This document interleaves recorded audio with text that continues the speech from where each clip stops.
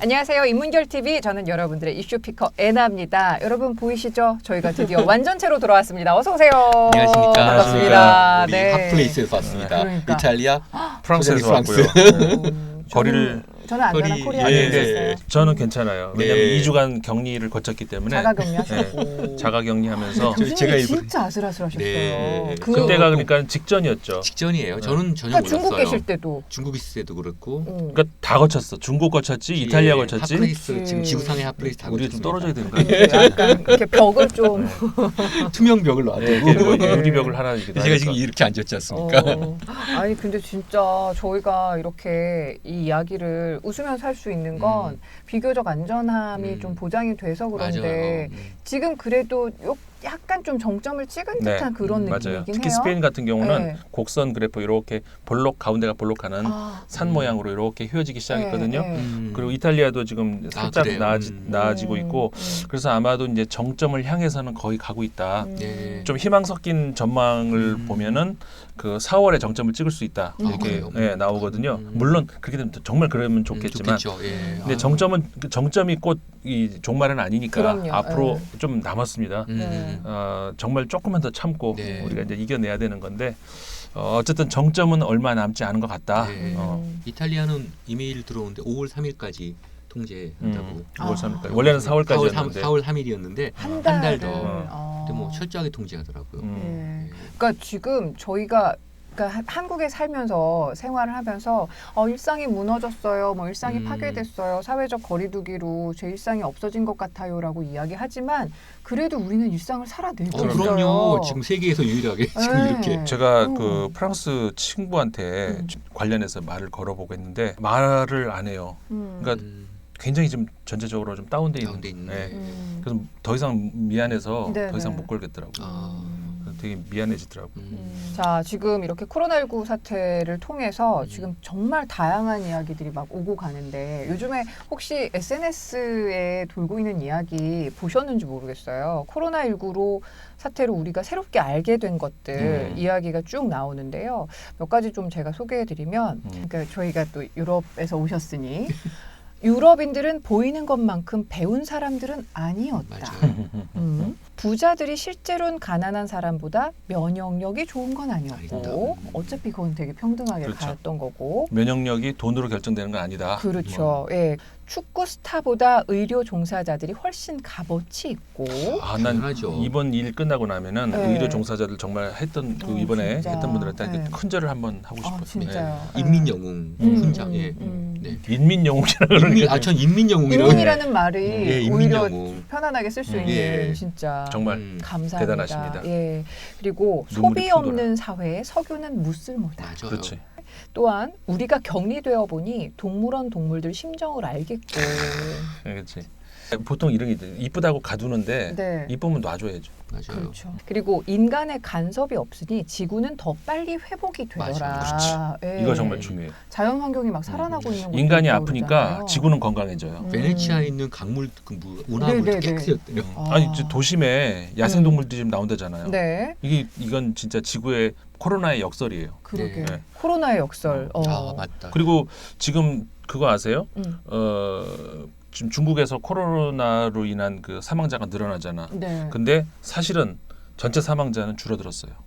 맞아요. 환경 문제 때문에 그랬대요. 이산화질소와 미세먼지가 오. 줄어들면서 진짜 코로나의 역설이네. 실제로 음. 사망자는 전체 줄어들었어요. 사망자는 줄어들었어요. 네. 맞아요. 어마어마한 거죠. 또한 정크푸드 없어도 사는데 지장이 맞아요. 없더라. 네. 화장지 없어도 삽니다. 아, 예. 혹시 그 사진 보셨어요? 미국에서 나온 건데 이제 이런 거 패러디가 많잖아요. 근데 어떤 사람이 이제 죽었어요. 모든 것이 이제 백골이 됐어. 근데 화장지를 붙잡고 있어. 죽어도 화장지는 놓기 싫은 거지. 아, 슬프다. 네. 위생적인 삶 그리 어렵지 않고 맞아요. 남자도 요리가 가능하고 이건 진짜 물론이죠. 진짜 그랬어야 되는 건데. 그렇죠. 이거 저희 좀 뼈 아픈데요. 미디어는 헛소리로 가득하고 맞아요. 삶은 깨지기 쉬워서 소중히 다뤄야 한다. 맞아.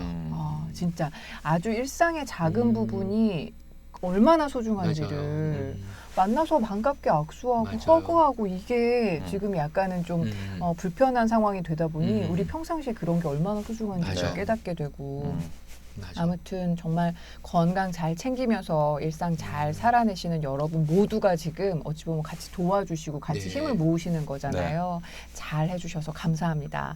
자, 오늘 저희 인문학으로 읽는 시사 읽기 이 코로나19와 관련해서 세계적으로 한국을 바라보는 그런 태도 네. 혹은 여러 가지 분석들이 많이 나오고 있는데 네. 두 분 워낙 외신들 많이 다루시다 보니까 나오는 이야기 많을 것 같아요. 오늘 거기에 대해서도 좀 알아보고 싶은데 한국형 모델이 뜬다? 네. 라는 이야기들 많이 하시거든요. 네. 구체적으로 좀 짚어볼까요? 그 주제를 한번 오늘 말씀드려볼까 싶은데 네. 사실 지금까지 코로나 위기 이후로 제가 이제 이 코로나와 관련해서 방송을 여러 번 드렸던 것 같아요. 네, 네. 근데 주로 이제 세계가 보는 우리 코너로 해가지고 왜냐면 워낙 이제 외신에서 네. 보도가 많이 나오니까 그걸 통해서 이제 소식을 많이 전해드렸고 했는데 오늘은 그 인문학으로 읽는 시사, 인문학으로 시사 읽기인가요, 우리? 그쪽에 맞춰가지고 좀 네. 주제를 준비해봤어요. 네. 그래서 일단은 제가 최근 10여 년 동안에 그 외국 언론들이 우리나라를 보도한 것들을 이렇게 쭉 지금까지 이제 그 모니터링을 해봤잖아요. 네. 근데 이제 참 눈에 띄는 것 중에 하나가 이번 그 사건을 보면서 뭐가 있었냐면은 이제 외신들이 이제 한국 소식을 계속 전하죠. 물론 전하는데 그리고 과거 80년대 90년대보다 지금 21세기 들어와서 2020년 이렇게 들어오면서 그 한국 소식이 굉장히 많이 보도가 돼요. 옛날에 비하면 특히 예를 들자면은 이제 우리나라의 그 수출입 현황 같은 거 있잖아요. 네, 네. 그런 게 굉장히 보도가 되거든요. 교육 규모가 워낙 커서 그럴까요? 그것보다는 네. 다른 차원인데 왜 그러냐면은 그 한국 물론 이제 우리나라의 수출입 규모가 전 세계적으로 이제 상위권에 들어간 건 맞는데 꼭 그것만은 아니고 왜 그러냐면은 현 정부 들어가지고 그 우리나라가 매달 그걸 공개를 해요. 투명성이에요. 네, 네, 네. 투명하게 공개를 하기 때문에 그리고 이제 한국의 그 수출입 규모를 봤을 때 한국이 이만큼 수입이 감소했다, 수출이 늘어났다 등등 이걸 보면은 우리나라가 얼마큼 수입했는지 그게 궁금해서 호기심으로 보는 게 아니고 우리나라의 수출입을 보면은 전 세계의 무역 동향이 나오는구나. 보인다는 거예요. 그렇죠. 그래서 외신들이 꼭 이번 달에 한국이 수출이 늘었다, 줄었다 이걸 보도를 해요.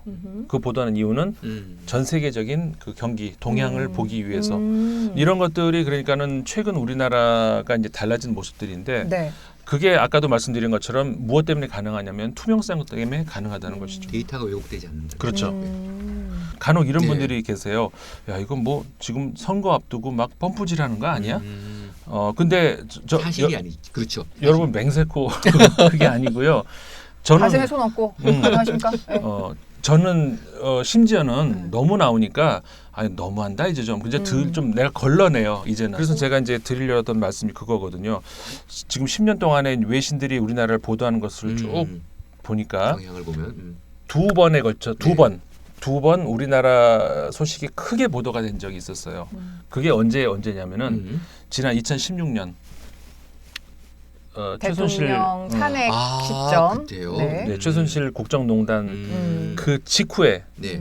촛불이 확 일어날 때 그렇죠. 그때 네. 이제 웅이 이러면서 외신들이 굉장히 크게 보도를 했었고요. 저렇게 성숙한 민주주의가 그렇죠. 가능하다는 거야? 라는 네. 거에 놀랬겠죠? 그렇죠. 그러면서 이제 왜냐하면 그때 놀랬던 이유는 그 최순실 사태가 난 직후에는 어이구 어떻게 나라가 저러냐 이랬다가 이걸 완전히 반전을 했기 때문에 네, 그거에 이제 굉장히 외신들이 그렇죠. 많이 놀랬던 그런 것이고 그 다음에 두 번째가 이번이에요. 기억하시죠? 2월달에 우리나라가 중국에 이어서 두 번째로 확진자가 많았죠. 네. 완전히 와 저 나라 이제 큰일 났네. 그때 유럽은 이제 강 건너 불교하듯이 예, 예. 그냥 멍하게 있고. 아시아에서만 일어날 일이라고 그렇죠. 판단했을 예. 것 같아요. 그래서 한국에 이제 저 수출이 잘 안, 왜냐하면 우리나라 물건이 가면 이거 만져도 되나? 이럴 정도 했었어 유럽에서. 그래서 심지어는 한국 사람들이 유럽 사람들한테 선물도 못 줬어요. 왜냐하면 저거 한국 건데 잡아도 되나? 이랬었단 말이에요. 2월 중순, 뭐 네. 2월 말에 프랑크푸르트 얘기죠. 공항에서 이것도 안 옮겨주더래요.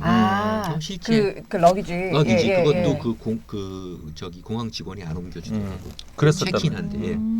그랬다가 이게 불과 한 달도 안 돼서 급반전돼가지고 지금은 지금 외신들이 120여 개국이 한국 모델 따라가야 된다고 이거 배우고 있다는 거거든요. 제가 만들어낸 게 아니에요. 네네. 외신들이 이렇게 보도를 하면서 그러니까 저희 출처 다 적어줍니다. 며칠 전에 여러분. BBC도 네. 특집하더라고요. 맞아요. 네, BBC. 네. 빌 게이츠도 그렇고. 네.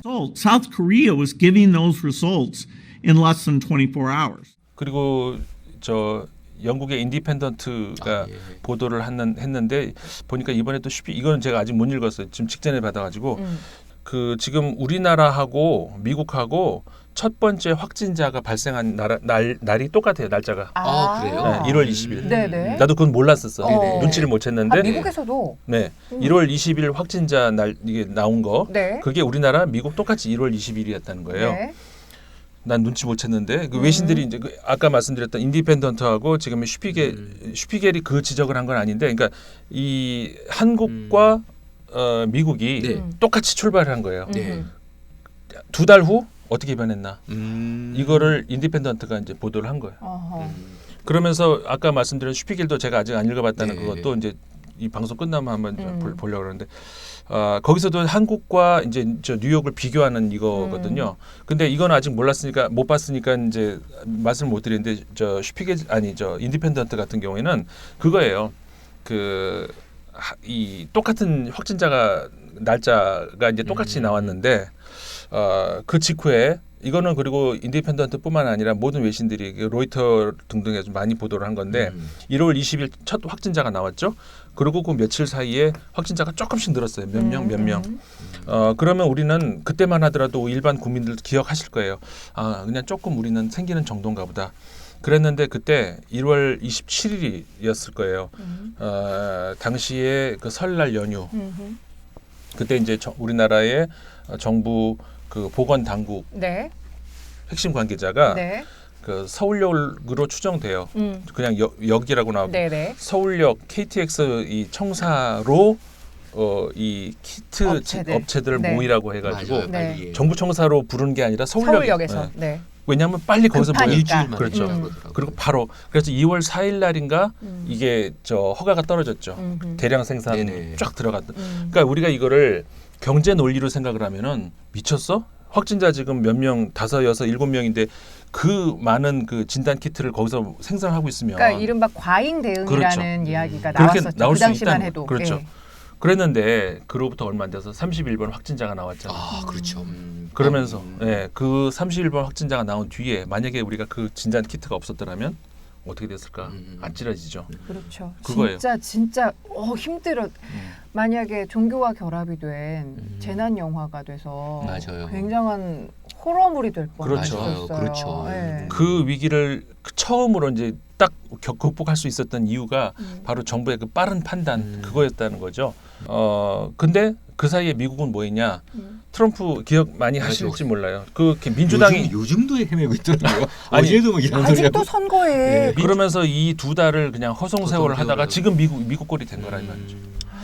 그러니까 확진자가 얼만큼 많이 나왔냐는 중요한 게 아니에요, 사실은. 그리고 어떻게 보면 우리나라의 방침이 그 확진자를 많이 찾아내는 게 빨리 주로, 걸러야 된다는 그렇죠. 목적이었었어요. 그 추적. 왜냐하면 최대한 빨리 걸러내 가지고 그러면 우리가 선별적 격리를 할 수가 있잖아요. 아, 그렇죠. 전부 다 못 가가지고 아. 서울 시민 전체 통제 이게 아니고 우한처럼 그렇죠. 다 통제. 그게 아니고 예. 최대한 많이 찾아내야 그 사람들을 통제를 하니까 나머지는 평상 경제 생활을 유지하라는 거 아니겠어요. 그래야 사회가 돌아가고 그 결과가 지금 우리가 누리고 있는 현재 이거예요. 물론 아직 안 끝났죠. 아, 그럼요. 하지만 우리는 지금 어쨌든 간에 정상적으로 살고 있잖아요. 아, 특별히 그렇죠. 뭐 여기도 오고. 우리 방송도 하고 예, 오고. 우리 프랑스나 이탈리아 같으면 이거 큰일 나요. 예. 이거 우리 방송했다. 너무 가까워요. 너무 지척이에요, 저희. 우리가 좁아서 아. 아무튼 이게 그 아우. 불과 2달 사이에 벌어진 일이거든요. 그게 이제 그 인디펜던트가 이제 보도한 거였고, 그러니까 이 미국하고 한국의 사례를 비교하는 이런 것들이 굉장히 많아요. 그러니까 이게 도대체 그러니까 이걸 어떻게 설명할 수 있냐 이거죠. 이게 어떻게 가능했는지.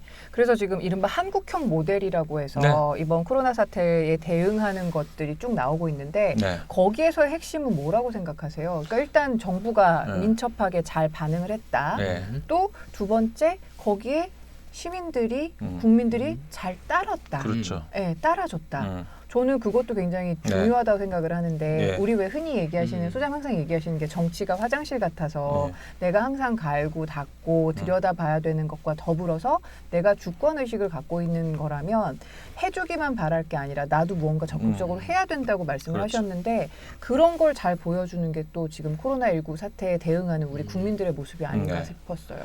그래서 제가 이제 사실은 최근에 한 매체에 그 기고문을 냈지만 오마이뉴스. 오마이뉴스 네. 오마이뉴스에 제가 이제 사랑합니다 오마이뉴스. 네, 열심히 일해주세요. 네.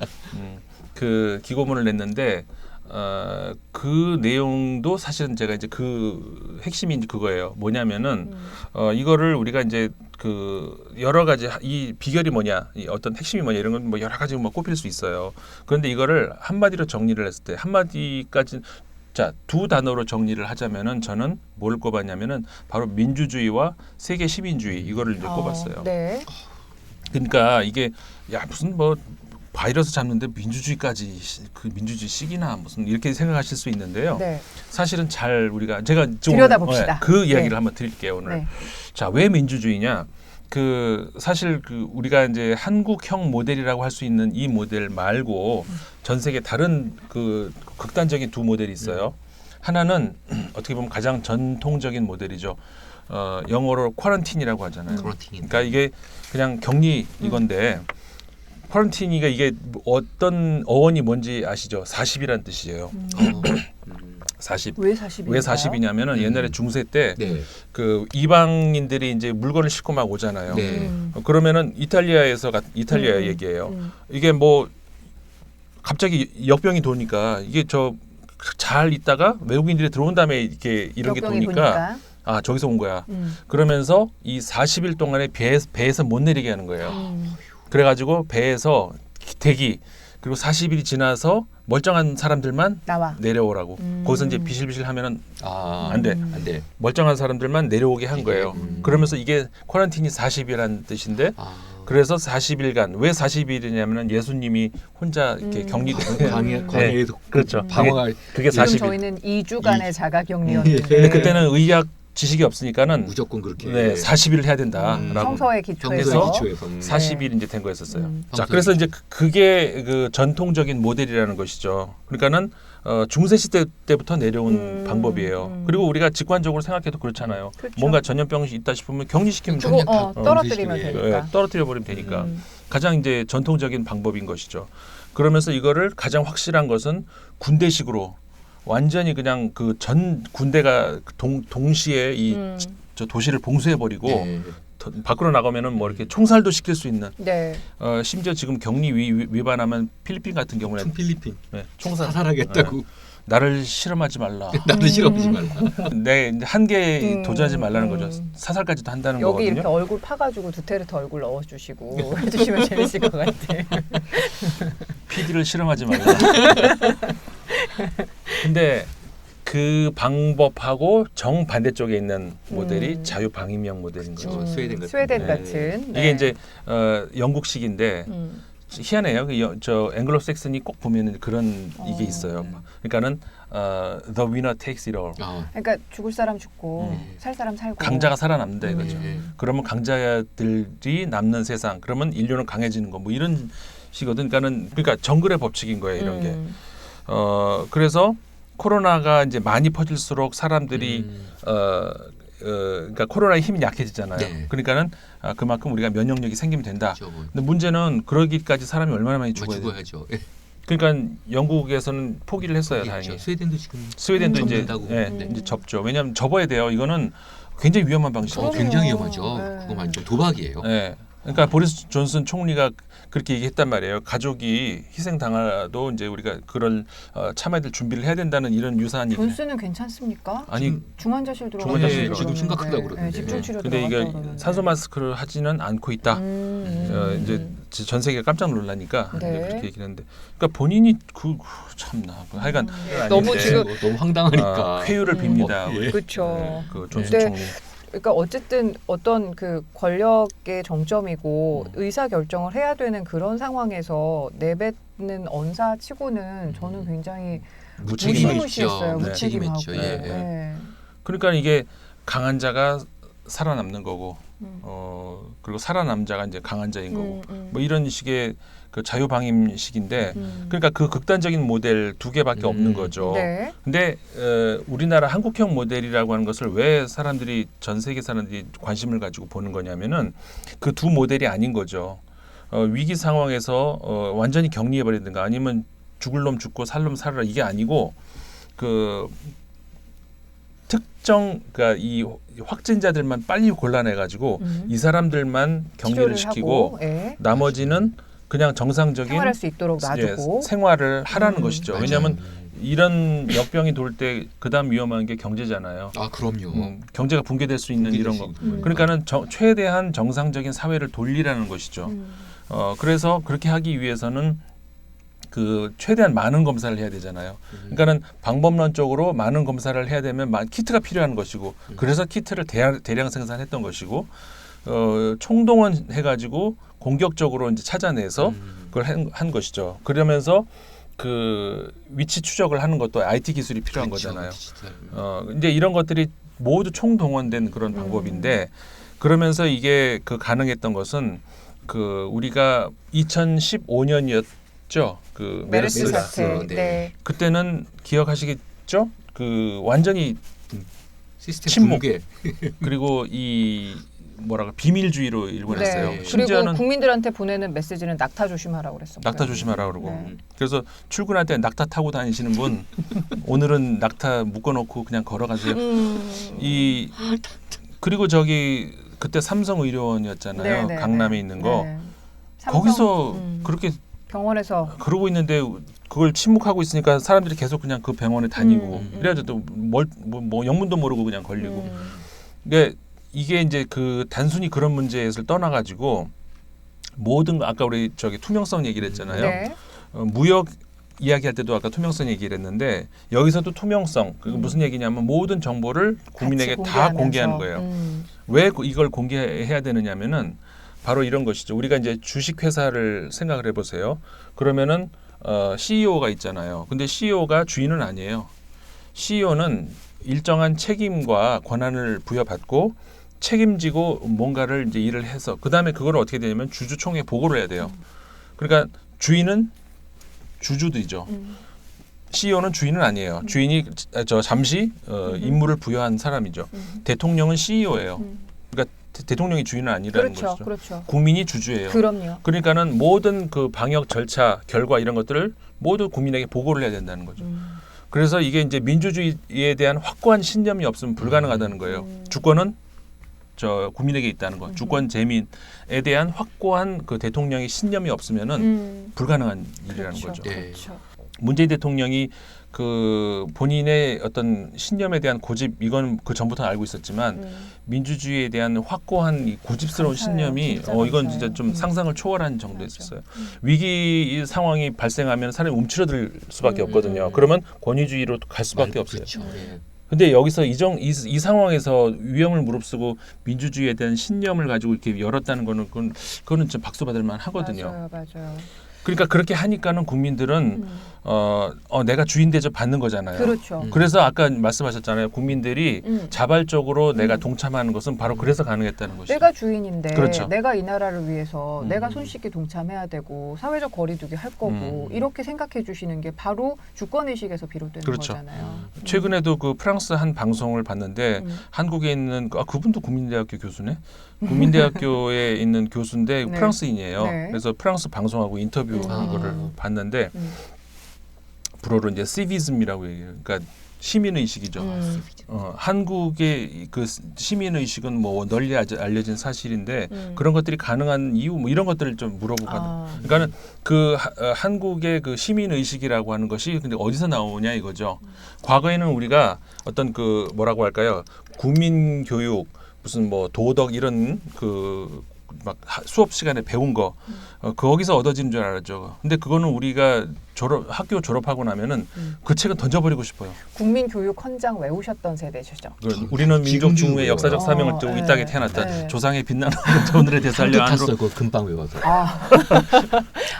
아니 저는 그거를 알긴 알지만 막 외우고 쓰고 이랬던 세대는 아닌데 나중에 한번 찬찬히 그걸 들여다봤어요. 명문이에요. 좋아요. 좋긴 좋은데. 좋아요. 근데 이제 그게 우러나와서 하는 것과 뭔가 강압된 상황에서 하는 건 좀 다르지 않았을까 싶은데. 그래서 국민교육헌장이 옛날에는 교실 앞에 이제 항상 붙어 있다가 근데 이제 박정희 대통령 서거 이후에 네. 그걸 또 다 뛰어갔어요. 오. 소리는 박정희 대통령이 이제 사망하니까 사망해서. 저거까지 뛰어가는구나 이런 생각을 했었는데 뭐 어쨌든 옛날에는 그런 걸 막 다 외우고 막 그랬었단 말이에요.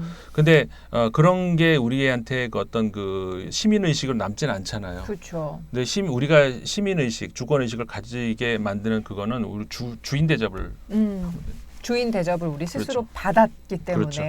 주인 노릇을 해야 된다고 과거에 판단을 하게 되는 거죠. 촛불혁명 때도 바로 똑같은 원리였고 우리가 가서 쓰레기 줍고 우리가 가서 막 소리 지르다가 갑자기 쓰레기 줍고 이런 것이 우리가 주인이니까 가는 맞아. 거죠. 그게 참 불가능하다는 것이죠.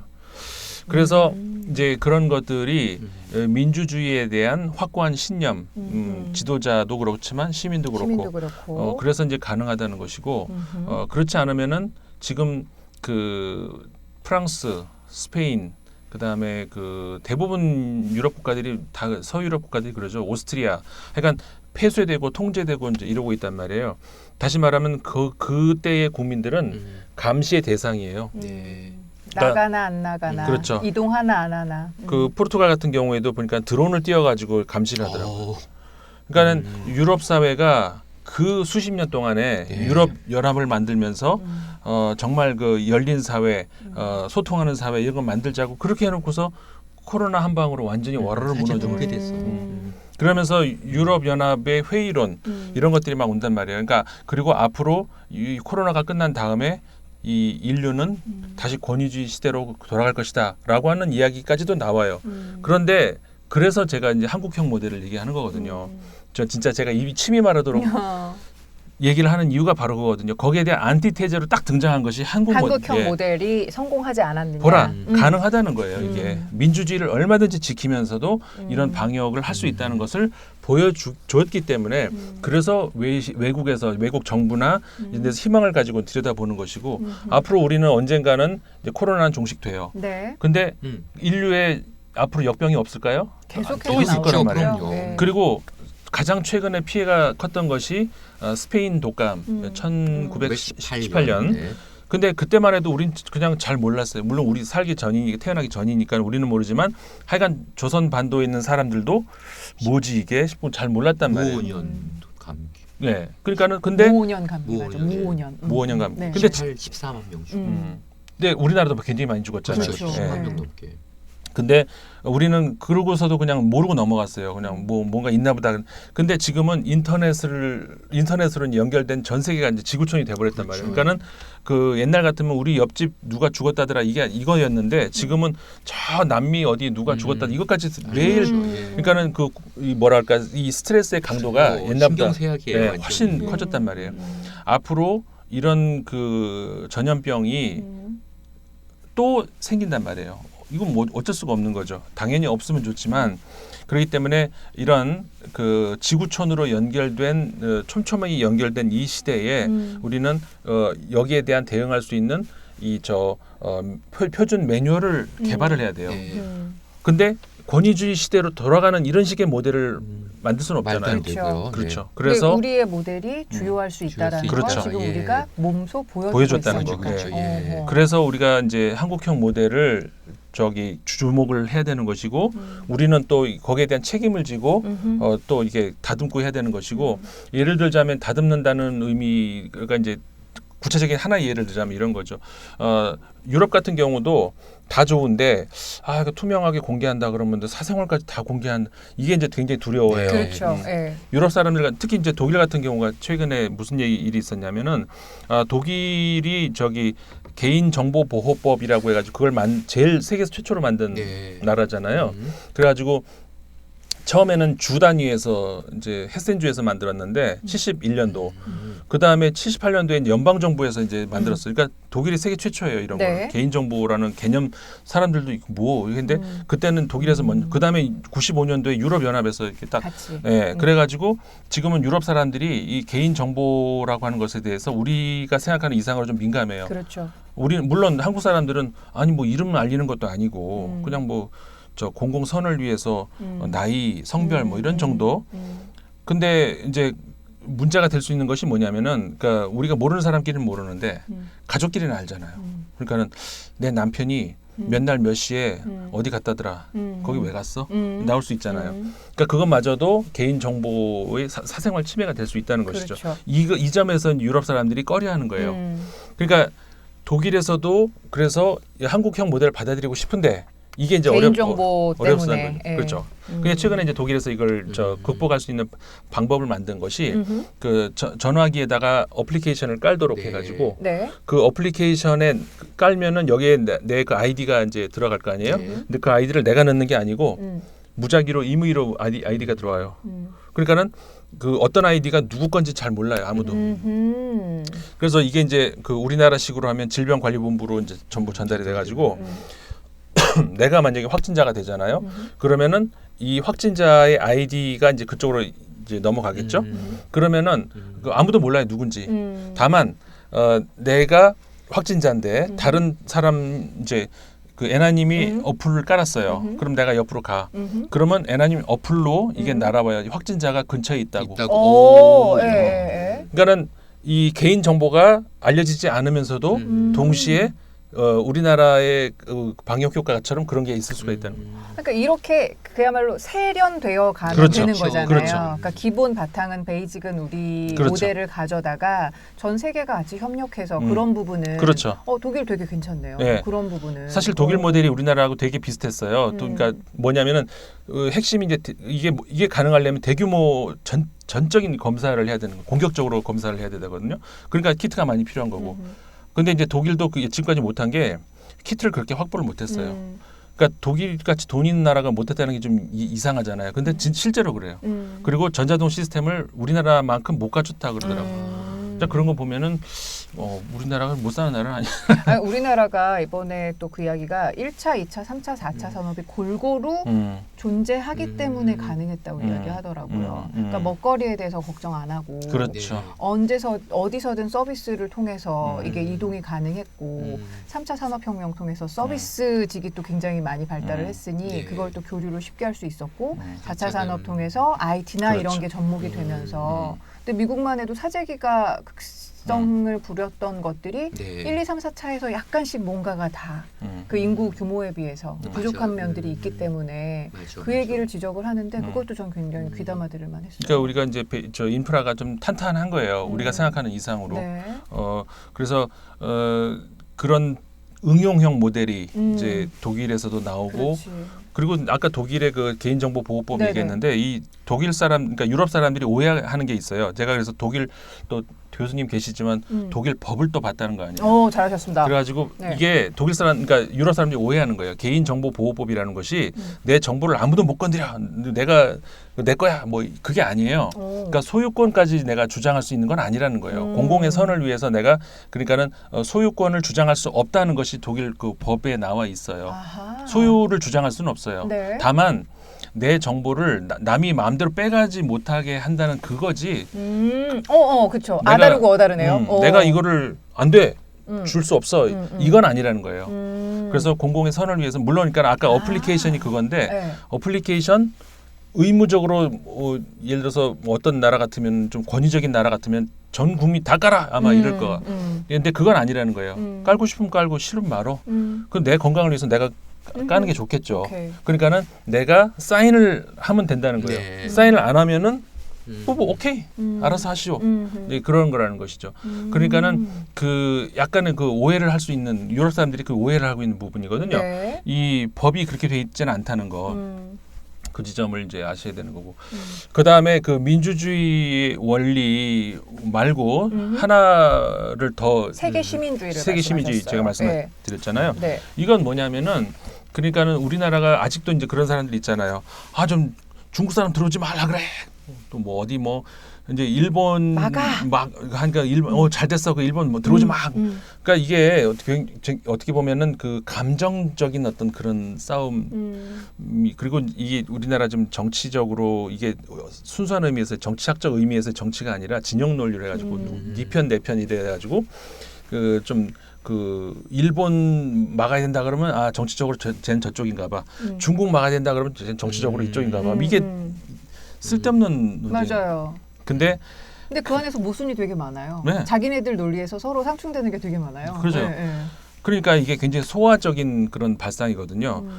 그런데 아까 제가 이제 그 앞으로 코로나 이후로 권위주의 시대로의 회귀에 대한 어떤 두려움 이런 있다 그랬잖아요. 또 하나가 뭐냐면 폐쇄주의로의 회귀. 폐쇄주의. 예, 이미 트럼프 이런 사람들이 맞아. 등장을 하면서 다 닫아버리고 이렇게 된단 말이에요. 성사하죠.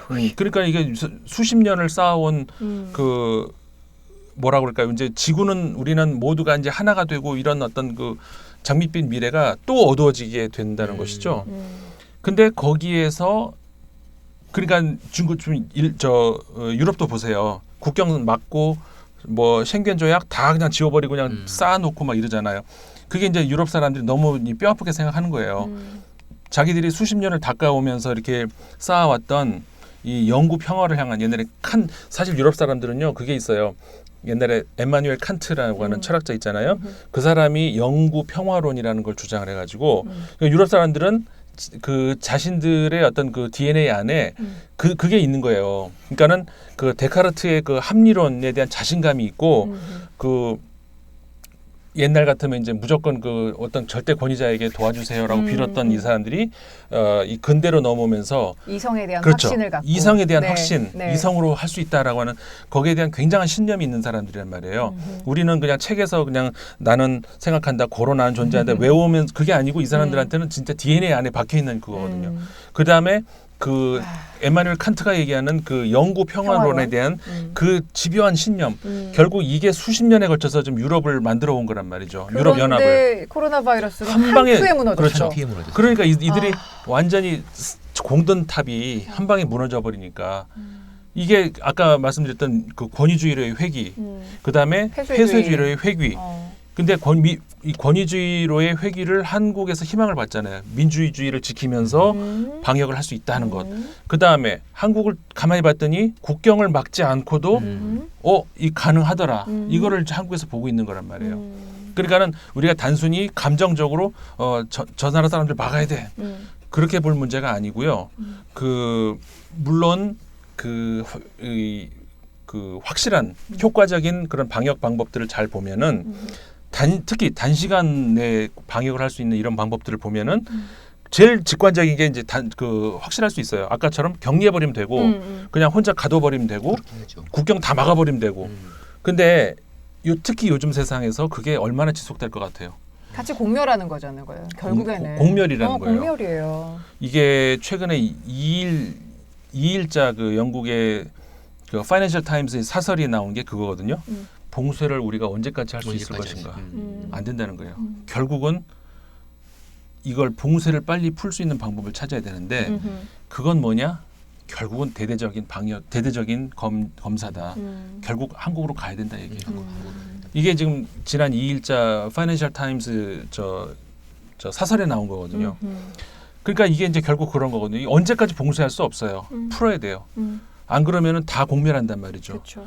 그런데 한국 같은 경우는 국경을 폐쇄하지 않고도 그리고 남들이 폐쇄한다 그래도 그냥 좀 열어주셔 이렇게 하니까 어떻게 우리가 복수를 했어요. 뭘 했어요.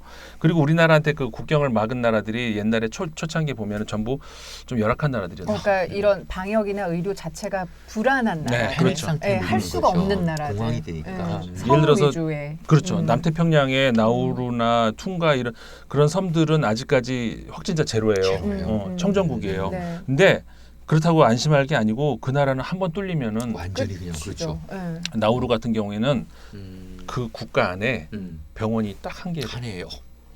병원이 딱 하나. 병상은 몇 개나 있습니까? 그건 날 의대는 있나요?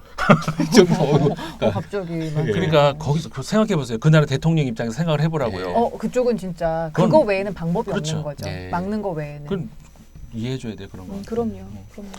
그래서 이제 그런 나라들이 아니고서는 그러니까 우리도 이제 그러니까는 그런 나라들이 뭐라고 안 하잖아요. 그리고 다른 예를 들어서 좀 더 덩치가 있는 나라들이 그런 경우에는 외교부장 전화해서 뭐 그렇지. 그러니까 뭐라 그럴까 우리가 어떻게 보면은 가끔 주변에 이제 좀 정치적 성향이 저랑 다른 분들은 그런 말씀하신 분들 봤어요. 아 저 계엄령 때려가지고 다 그냥 쓸어 담아버리고 다 해도 막 근데 그렇게 그렇게 풀 문제 무섭다. 아니고 그러니까 이게 우리가 그런 이제 분들이 의외로 많아요. 말로 그렇게 하면은 생각하는 분들이. 그러니까 이게 이제 옛날 그 뭐라 그럴까 저도 교수님들 아마도 예나님도 어떤 저는 면에서요? 피할 수 없는 별로 섞이고 싶지 않지만 그래요? 어떤 면에서요? 피할 수 없는 박정희 키드예요. 저는 그렇진 않아요. 왜냐하면 저는 제가 79년도에 박정희가 사망했는데 음. 그때 중학교 1학년이었거든요. 그러니까 저는 초등학교를 무궁화는 우리 꽃 나 이거 왜 알아? 피고 지고 또 섞여야 되겠다. 그리고 국민교육헌장 외우고 네. 저기 잔악계나 불조심 따라잡자 공산당 무찌르자 북괴군 저는 거기엔 살짝 뒤고요. 땡전 뉴스 시대의 땡전 뉴스를 뉴스. 봤었어요. 예. 전두환 대통령은 이걸로 나오는. 네. 그러니까 저는 저의 그 어린 시절에 저 아주 그냥 귀에 못이 박히도록 지배하죠. 예, 박정희 이데올로기에 지배를 갔죠. 그러니까 그 지배를 받는 분들의 생각이 대부분 그렇게 이거 계엄령 때려서 그죠. 못 그래도 움직이게 그렇지. 하고 병 걸린 사람 어디로 몰아넣고 깨끗한 사람 깨끗하게 이렇게 선별해야 돼. 약간 이런 식의 그렇죠. 마인드를 갖고 계시다는 거죠. 그러니까 이게 자신감을 가지면 이걸 벗어날 수 있어요. 자신감은 어떻게 갖느냐? 뭐 교육을 통해서도 가능하지만 이 사고를 통해서도 가능하고 이제 생각을 많이 하든지 교육을 많이 뭐 받든데 이건 좀 어쨌든 뭐 좀 이렇게 자신감을 회복을 하면 되는데 저희 방송 보시면서 자신감 회복하시면 좋을 것 같아요. 그게 제일 좋은 방법인 것 같아요. 그분들을 찾아오게 할 수가 없네 방법이. 방법이 없네. 그 방법이 없네. 이렇게 좋은데. 이렇게 좋은 걸. 그분들한테 설명할 방법이 없네. 어떻게 해야 돼? 아, 설명을 안 이걸 바뀝니다. 보신 분들이 퍼뜨려 주신. 맞아요. 네, 이걸 보시고 우리가 갖고 있는 이 한국형 모델이라는 게 어떤 의미가 있고 우리 지금 잘하고 있고 그 잘하는 걸 세계인이 같이 좀 공유하고 더 연마해서 더 업그레이드 시키면 우리 인류 전체가 더 좋아질 수 있어. 그런 자신감을 네. 가질 수 있다고 그렇죠. 네. 말씀해 주십시오, 여러분. 네. 그런 거죠. 그래서 이 그 세계 시민주의에 대한 어떤 그 확고한 신념, 자신감. 그러니까는 지구촌이 연결이 돼서 모두가 이제 공유하고 연동되고 연대하면서 그러면서도 방역을 할 수 있다. 자신감. 그다음에 우리는 권위주의 시대로 회귀하지 않고 민주주의에 대한 확고한 신념, 국민이 주인이라는 그런 그 주권 재민 의식을 가지면서도 방역을 할 수 있고 이런 것들을 이번에 한국형 모델이라는 것이 보여줬다는 거예요. 네. 이 점에서 우리가 이제 여러 가지 뭐 한국형 모델의 장점 막 꼽을 수 있지만 이거를 어떻게 보면은 철학적으로 딱 꼽을 수 있는 그 두 가지의 그 키워드 이게 바로 민주주의와 세계 시민주의라고 할 수 있는 그런 거라는 거죠. 알겠습니다. 저변에는 이제 국가 거버넌스에 대한 신뢰가 그렇죠. 전제가 됐다 볼 수 있죠. 사실은 뭐 우리 같은 국민도 이게 예를 들어 2015년에 벌어졌으면 과연 그랬을까요? 그렇죠. 예, 사재기 안 하는 게 충분히 정부가 이거를 컨트롤하고 있다는 것에 대한 신뢰가 있는 거거든요. 그거는 그렇죠. 서장님 말씀대로 정보가 투명하게 공개되고 있고. 네. 그러니까 이번에 그 질병관리본부라는 거를 저는 원래 있던 기관인 줄 알았어요. 참여정부 때 만들었죠. 그렇지 않더라고요. 네. 노무현 대통령께서 메르스 사태 뭐였죠? 그때 사스 사스를 겪고 나서 이런 일이 계속 있을 수 있겠는데 이것을 전담하는 기관이 필요해라고 해서 노무현 대통령 시절에 네. 만들어졌더라고요. 그래서 이 수혜를 그렇죠. 우리가 받는구나 네. 라는 생각을 좀 해보면서 다시 한번 좀 노무현 전 대통령을 생각을 하게 됐었네요. 유럽 같은 경우는 또 흑사병에 대한 트라우마 때문에 그 DNA 속에 이 전염병이 확산되면 패닉 상태에 몰려서 막 닥치는 대로 이렇게 해버리는 경향이 있거든요. 그러니까 그러다가 새로운 모델을 지금 한국에서 본 거죠. 네네. 그리고 예상 외의 나라에서 이런 선진적 시스템은 저렇게 far east 극동에서 나올 수 없다고 생각을 했는데 갑자기 튀어나오니까 이제 그거에 대해서 굉장히 놀라고 또 좀 그러고 있는 것 같아요. 교수님 어디 뭐 이렇게 해외 나가셔서 지금 해외 나가실 수 없겠지만 해외 많은 친구분들한테 좀 이렇게 어깨 으쓱 약간 이런 느낌 솔직히 있으세요? 그 저변에 있죠. 그럼요. 그렇게 항상 느끼는 게 저변에 항상 이렇게 전 최근에 거. 그 공공외교 전공하고 있는 한 그 박사과정 있는 학생이 이제 있는데 그 지도 교수가 이제 프랑스인이에요. 그러면서 이제 서신 교환하고 이제 지금은 이제 만날 수가 없잖아요. 그러면서 지도 교수가 이제 그렇게 편지가 왔대요. 야, 너희 나라 키트 좀 보내주면 안 되겠니? 진짜 그게 진짜 공공외교 아니겠니? 공공이 진짜 그렇네. 그렇다. 이렇게 이제 온 거예요. 그러니까 이게 보고 깔깔 웃었는데 지금은 그러니까는 모든 그 유럽에서 그런 눈으로 보고 있다는 거. 네, 저번에 말씀드렸지만은 그러니까 선진적 유럽과 후진적 아시아라는 지금까지 뭐 한 200년, 300년 오던 맞아. 그런 기본 이분법이 많이 해체되고 있는 거고 국제 그 거버넌스의 새로운 패턴이 이제 우리 앞에 이제 깔리는 것 같습니다. 사실 뭐 유럽 사람들은 아까 말씀 잘하셨지만 칸트 영구 평화론이라는 게 잘 아시지만 칸트가 되게 영구 평화에 대해서 회의적이었잖아요. 결과적으로는 이건 안 되는데 우리가 이성을 발휘를 통해서 어느 정도의 평화는 어떤 지향점으로 이렇게 지향점으로 예. 그래서 그 여기 그 책에 봐도 그 인터내셔널 로라는 말 자체가 사실 칸트가 얘기를 한 거예요. 예. 그런데 이런 식의 근데 뭐 거기 보면은 영구 평화는 그 묘지에서나 찾을 수 있을 거라. 묘지에 레스팅하고 있는 그 네, 시신에서나 네. 찾을 수 있는 거지. 인간 사회는 불가능하다. 그랬는데 이제 지금 말씀하신 것처럼 이성을 통해서 이렇게 법제라든지 시스템을 통해서 평화가 어느 정도 유지될 수 있다고 생각을 한 건데 이런 이제 그 전염병 사태와 맞닥뜨리면 유럽은 흑사병에 대한 그 트라우마인지 굉장히 패닉 상태에 몰리는 거예요. 그러니까 그렇게 이론적으로 확고한 네. DNA도 그렇고 네. 무언가가 있었음에도 네네. 불구하고 예. 우왕좌왕했던 모습을 네네. 보면서 예. 역설적으로 대한민국에선 잘 하고 있네. 그렇죠. 예. 그리고 다시 한번 좀 들여다보고 네. 저는 이게 서로 이렇게 네. 좀 맞춰가면서 인류를 위해서 도움이 되는 행보를 할 수 있는데 굉장히 대한민국이 좋은 역할, 또 주춧돌 하나는 같은 이제 역할을 했네요. 아까 말씀 정말 저도 동의하는데요. 그 유럽이 너무 오랫동안 그 조상덕에 잘 살다 보니까 새로운 시스템에 적응하겠다는 생각이 좀 없어요.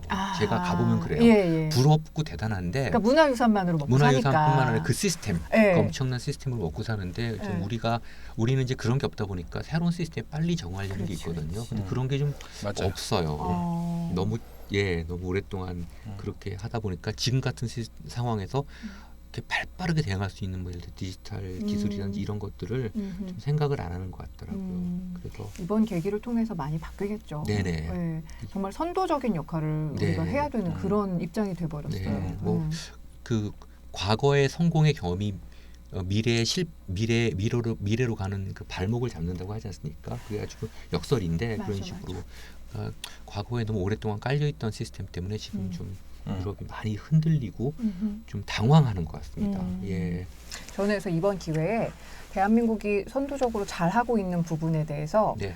전 세계가 같이 고민을 해서 네. 아까 그 독일이 개인정보 보호를 위해서 어떤 식으로 또 다른 어떤 또 대안을 만들어냈잖아요. 네. 이게 차곡차곡 쌓아졌으면 그럼요. 그런 바람으로 네. 좀 기대를 하게 되네요. 조금 시간이 걸릴 것 같아요. 왜냐하면 네. 이게 이 사람들이 상상을 못하던 일들이라서 그렇게 이게 어떻게 이런 일이 발생되지 그렇게 하는 거라. 이럴 때 우리는 이제 그 우월주의에 빠지면 안 되고 그럼요. 쫙 열린 마음으로 그렇지. 다 갖다 써. 다 갖다 쓰고 물론이죠. 자꾸 연마하자. 요 부분 좀 다듬어봐. 템플릿을 지배하는 자가 세계를 지배합니다. 그럼요. 그렇기 때문에 우리 키트로 딱 들어가면요 전 세계가 그쪽으로 바뀌는 거예요. 네. 옛날에 초기 IBM에서는요 절대 컴퓨터를 파는 법이 없었대요. 빌려주는 거지. 왜냐하면 컴퓨터는 소프트웨어로 장사를 하는 거기 때문에 몇 년 지나면은 와서 보는 앞에서 부순대요 컴퓨터를.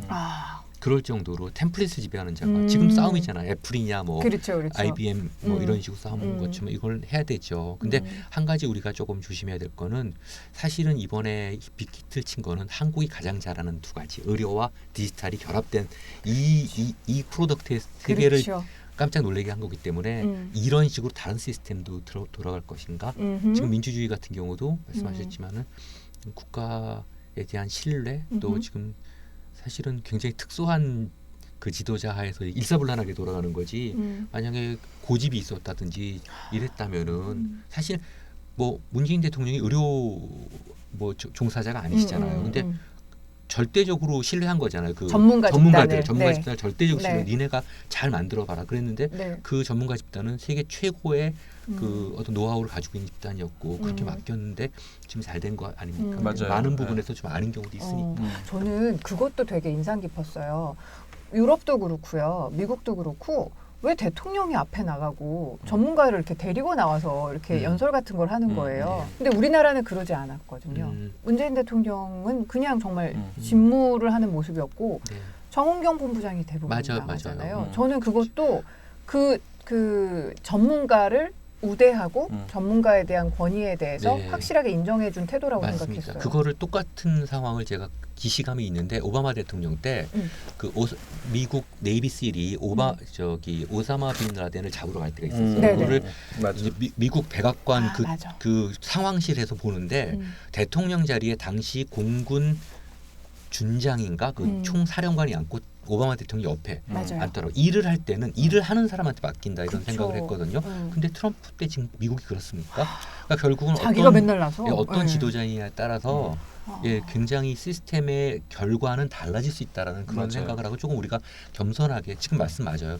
열고 우리 템플릿으로 바꿔야죠. 네. 국가의 브랜드 같아요. 저도 이렇게 보지만 뭐 왜 국민 세금 들여갖고 오페라 만들고 오케스트라 이렇게 육성하나 그러는데 그런 것들도 한 나라의 품격과 국가의 그럼요. 부가가치 확 올리잖아요. 맞아요. 그러면 이제 물건도 우리 왜 지금 난리진 이태리 물건 뭐 어째 명품 같고 그렇죠. 옛날에 왜 프랑스에서 지하도에서 막 넥타이 사와갖고 10,000원짜리 막 메이드 인 프랑스라고 막 여기서 와 이렇게 하면 네, 전부 네. 명품인 줄 알고 맞아. 그런 그러니까 식이 우리가 아닌가. 그런 거 지금 이탈리아 그 말씀하셨는데 이탈리아의 그 빨간색, 흰색, 초록색 네, 네. 그거 어디 그거만 봐도 와 되게 뭐 와, 있어 보이고 네. 신발에 그거 하면은 되게 있어 보이고 그런 이게 식으로. 하루 아침에 국가는 되는 게 아니죠. 2000년 했어요. 그 사람들은 그렇죠. 2000년. 예, 한 땀 한 땀. 근데 지금 우리가 굉장히 빨리 지금 음. 이렇게 뒤집은 거고 참 훌륭한 성과라고 생각을 합니다. 그러나 그것은 지도자와 국민 사이에 원활한 소통이 됐을 때 그 오바마의 그 모습하고 요번에 정은경 본부장이 네, 앞에 나서고 앞서는. 대통령은 뒤로 가고 이렇게 돼야 되는 거죠. 절대적으로 신뢰할 때 그분들이 움직이는 거지 자꾸 관여하면은 이래나 저래나 안 되지 않겠습니까? 결론은 잘 뽑아야겠네요. 그렇죠. 다음번에도 우리 대표를 우리 네. CEO를 잘 뽑아야겠네요. 맞습니다. 주주로서. 일 시키면 좀 잘 해오는 사람, 예, 일 좀 그러게. 맡겨놓으면 알아서. CEO를 새로 뽑는 건 이제 몇 년 남았고 네. CEO를 도울 수 있는 사람들을 네. 뽑아야 되는데 이거 네. 참 네. 잘 뽑아야 돼. 잘 뽑아야 결론은 잘 뽑아야 된다는 걸로 알겠습니다. 네. 자, 오늘 인문학으로 시사 읽기 한국형 모델, 이 코로나19 사태의 한국형 모델이 과연 어떤 데서 기인했는지를 조금 자세하게 들여다봤는데요. 두 분 말씀 들으면서 결론은 저야 뭐 순수장인데. 아니 너무 저는 좋았어요. 잘 뽑자. 네. 우월감에 빠지지 말자. 네. 우리의 템플릿으로 세계를 세계를, 한번 예. 같이 좀 개선시켜보자. 예. 알겠습니다. 오늘 이렇게 완전체가 보이니까 여러분 좋으시죠? 전 너무 좋습니다. 다음 시간에도 이렇게 만나뵀으면 좋겠습니다. 감사합니다. 고맙습니다. 고맙습니다.